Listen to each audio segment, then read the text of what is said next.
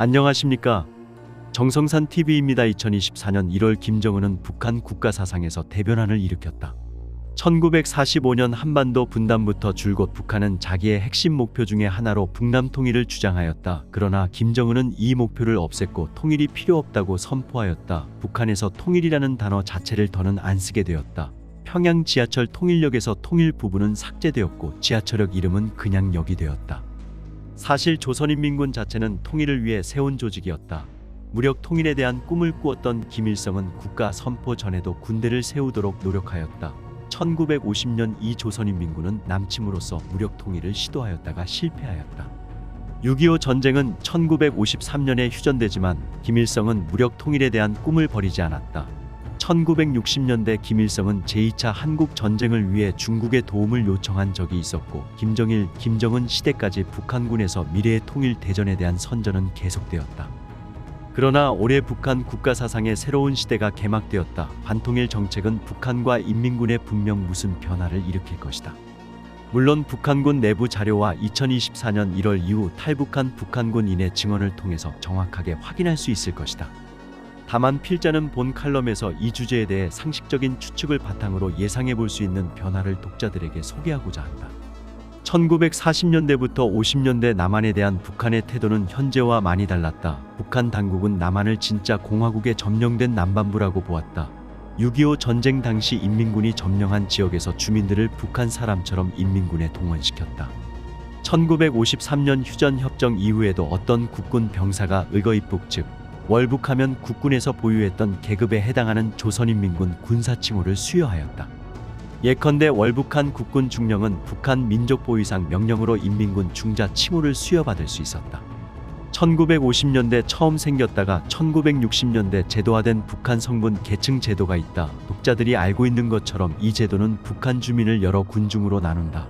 현재 성군에 관한 북한 내부 문건 중 제일 중요한 건 1993년 사회안전성이 발급한 주민등록 참고서다. 여기서 의거입북자 개념을 이렇게 설명하였다. 의거입북자란 남조선 괴뢰 통치 밑에서 살다가 우리나라 사회주의 제도를 진심으로 동경하여 사선을 헤치고 북반부로 넘어온 사람을 말한다. 의거입북자는 복잡 군중에 속했다. 즉 정치범교와 출소자와 동일한 수준이었다. 이 사실을 보면 북한 당국이 그때에도 남한 주민들을 믿지 않았다고 확인할 수 있다. 그런데 이후 북한 당국은 월북한 남한인들이 공화국 공민의 자격이 있다고 보았다. 예컨대 2009년 강동림이라는 남한 사람이 월북했을 때 북한 조선중앙통신은 이 사실을 인정하였고 강동림을 외국인으로 보지 않았다. 하지만 이제부터 달라지지 않을까? 월북자를 공화국 국민으로 인정하는 정책은 있을 수 없을 것으로 보인다. 조선민주주의인민공화국과 대한민국이 완전히 다른 나라라면 한국인들은 당연히 북한 국적을 받을 권리가 없다. 이에 북한의 월북자에 대한 정책에 큰 변화가 예상된다. 김정은은 남한을 나라로 인정하는 것뿐만 아니라 적대적 국가라고 선포하였다. 지금까지 북한 선전에서 적대적 국가는 일본과 미국이었다. 북한 문학의 특징 중 하나는 적에 대한 잔혹을 강조하는 것이다. 대부분 문화권에서는 적군도 인간이라고 강조하지만 북한에서는 미제놈, 일제놈을 때리거나 그들의 두개골을 부수는 등 잔혹한 사살까지도 조선 인민의 적에 대한 복수라고 본다.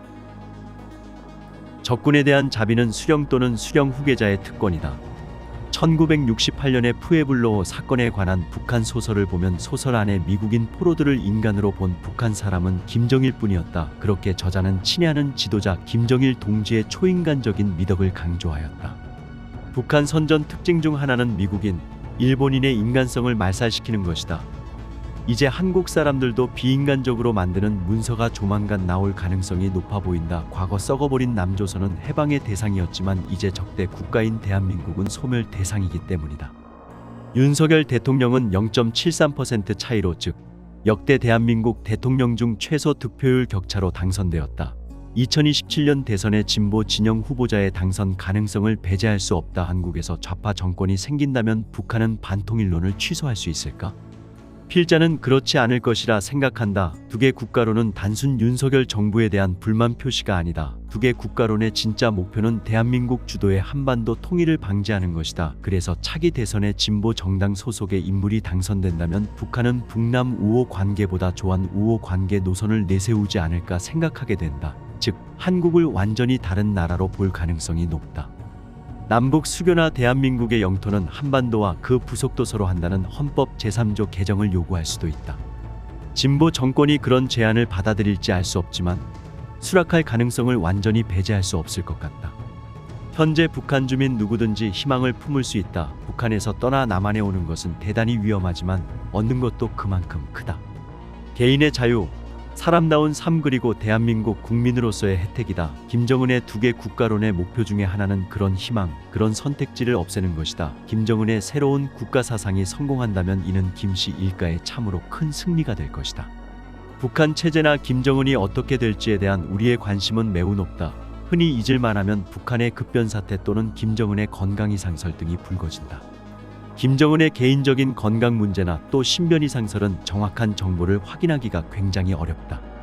그래서 김정은이 지금 추진하고 있는 정책의 성공과 실패 여부에 따라서 앞으로 북한 체제 변화를 가늠해 볼 수 있다. 결론부터 말하면 김정은의 정책은 결코 성공할 수 없고 이는 북한 체제 내구력을 약화하는 요인이 되리라는 점이다. 북한의 정책 중 특히 음악과 관련해서 아주 중요한 포인트가 있다. 김정은은 자신의 딸과 함께 전위거리 준공식에 참석해 야간 축하 공연까지 개최했다. 무엇보다 이번 공연은 한마디로 남한의 콘서트장에 와 있는 듯한 느낌을 지울 수 없다. 기존의 혁명가요를 대표하는 모든 노래가 랩 버전으로 편곡됐고 심지어 국가까지 완전히 다른 가요처럼 바꾸었다. 특히 이번 공연에서 주목할 노래는 청춘들아 받들자 우리 당을이라는 곡이다. 이 노래는 김정일 시대 보천 보전자 악단이 불렀던 아주 유명한 혁명가요다. 그런데 이 노래가 한국가요 날 보러 와요와 똑같은 곡 전개로 편곡되었다. 특히 노래 앞부분에는 기존 노래에 없던 부분을 랩 버전으로 추가했다. 이 노래를 주목하는 이유는 바로 공연의 형식 때문이다.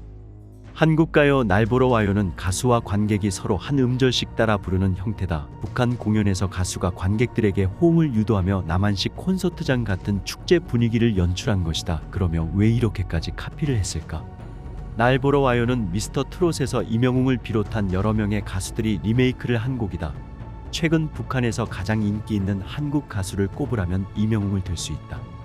필자가 러시아에서 만났던 해외 파견 북한 노동자도 임영웅의 노래를 즐겨 듣는다고 했다. 또한 지난해 동해안으로 탈북한 가족도 언론사와 한 인터뷰에서 임영웅의 노래를 북한에서 좋아했다고 말했다. 결국 김정은이 이번 공연을 남한 음악과 비슷하게 만들어서 북한 청년들에게 보여주고자 했던 의도가 있는 것이다.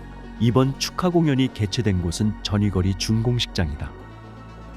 10만 명의 청년들이 동원되어서 만들었다는 자리이고 이 공연에 수많은 청년이 참석했다. 공연 중 카메라 앵글은 축제를 즐기는 듯한 청년들의 모습을 계속해서 클로즈업한다.